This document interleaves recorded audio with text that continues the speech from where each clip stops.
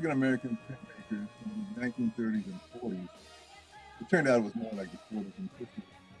But that show, what was so impressive was these were people working during a depression, working at a time when lynch mobs and race rioters and that sort of thing were just going around unpunished.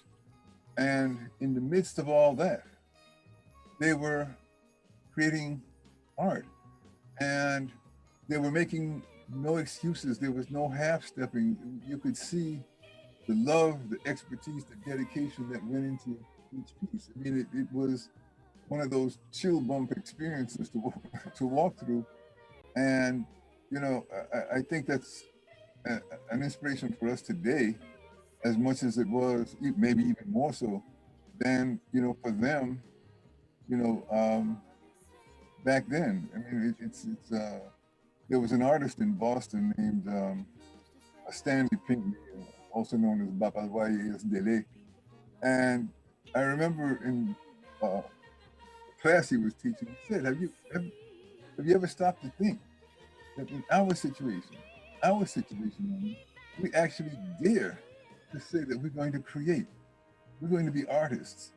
And, you know, as that thought sank in, I realized how profound it was that, you know, those of us who have the talent, who have the calling, how important it is for us to follow it and to just be devout and excellent in what we do. And I think that is how we will be honoring our ancestors, honoring our future generations, more than probably anything else we do on this planet. So having this forum where all of us, I can feel that all of us are sharing that is just so important. And a great day for me to start my new year. Well, Dean, we don't want to keep you too long from your stuff, but But this is great. A magnificent evening, and Mary, do you mind if I throw something out real quick? Sure. Rosie mentioned that I would get people together for talks, you know, just, you know, talk shop amongst, you know, arts professionals and artists. And I know that people have lives and families and husbands and wives and kids and can't always make it.